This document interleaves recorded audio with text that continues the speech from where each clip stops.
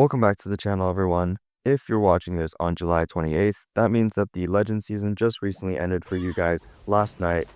So congrats to everybody who got a good finish, and good luck to everyone who's striving for a better finish this next upcoming month. So to give you guys a little bit of background, I've placed in the top 1,000 5 out of the 7 months this year, and here I've compiled all of my learning from Legends into 5 of the most important tips that you guys should follow. So I think you guys will learn a lot from this video. Hopefully this is very informative. It's a little bit different than what I typically post, but please don't hesitate to let me know in the comments what you guys think about this video. If it's well received, then I might try making some more in this style. So hope you guys enjoy this video, and let's get right into the tips. Tip number 1 is only the last 2 weeks of the season matter. So I see a lot of people stressing in the beginning of the season. They're still not sure what army they're going to use. They don't know what base styles are working, and they are really worried that they're not going to be able to catch up. Or even people who have not pushed at all in the first, week or two of Legends, they're like, oh, it's not worth it to push this season because, other people have already had a chance or already had 2 weeks to get ahead of them. The thing you have to realize is the Legend season is quite long. It is about a month, give or take, every single season. And the reality is, when you get high up in Legends, you can only gain around 15 to 20 trophies per day because you're getting hit by really, really top players as well. However, if you're lower in Legends, then you'll get hit by a lot worse players. And what that means is you can go plus 80, plus 100, plus 150 even if you're really low in Legends. And what that allows you to do is to be able to catch up to the top players who have been pushing for the last 2 weeks. And in the same way, I guess, it is not good to get overly excited in the beginning of the season, because just because you have a high rank in the beginning doesn't mean that you're going to be able to sustain that. Like I mentioned, you're going to be getting hit by top players in the beginning of the season, which means that other people will be able to catch up to you, even if you're doing well offensively. So yes, only the last 2 weeks of the season matter. Don't stress before that, and just have fun in the beginning of the season. Number 2 is keep a clear head. The most important thing about Legends is your mental state. So don't let fails, or don't let one fail affect your future attacks. If you actually look at the averages of players throughout the season, I would say most people who place in the top 1,000 will average around 300 to around 315. That's kind of the range that people will place in throughout the season. And what that means is that they're averaging around 1 fail per day. Of course, it's not good to do that. You want to strive to not get any fails, but it's also not realistic to expect yourself to go perfect for an entire season. So what this means is, in the case that you inevitably have a fail, you can't let that affect your future attacks. Because ultimately, Legends is not about one perfect day, it's about every day. And it doesn't have to be perfect. So if you guys watch any of my previous videos, you'll see that I show all of my attacks, all of my fails, all of my triples. And when I do fail, I don't really react. Like, it's totally fine that you fail. What's important is that you go back into the replay, you check that replay, understand what you did wrong, so that next time you won't make the same mistake. And if you notice that you're having a bad day, let's say you have 2 fails back to back, then maybe it's important to go and take a break so that you don't throw your entire season. Number 3 is to explore using different strategies and adjust your armies to fit your playstyle. So what I mean by this is not that you should go and try playing, I don't know, some super off meta strategy like Super Hogs or Lalo or something crazy like that. No, what I mean is that there are many different variations of the meta strategies in the game, and it's important for you to go and test out which strategies are the best and fit your playstyle so that you can ensure you'll have the best placement. So if you've been following my channel at all, you know that I've been switching armies quite a bit. And honestly, I'm a little bit, indecisive about which armies I want to use. And that's because I'm always striving to find the best current meta strategy.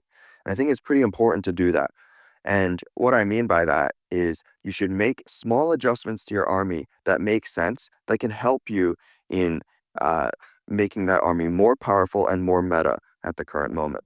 An example of this is recently I've been using a dragon army, and I'm taking the ice block spell in order to be able to deal with invis towers effectively with my RC.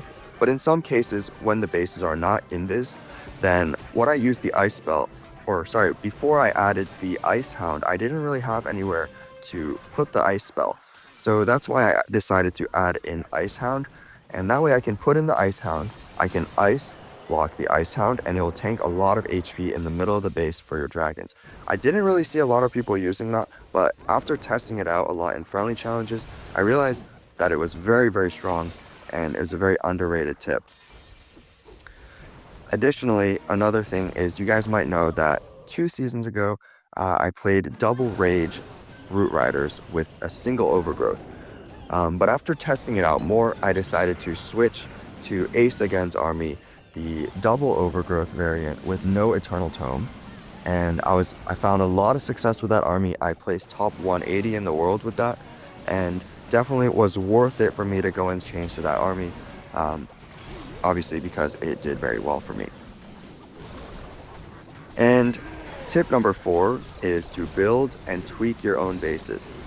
So this, I think, is probably one of the most underrated tips that I'll give you guys, because the reality is Clash of Clans is both offense and defense, but most players don't even play half the game.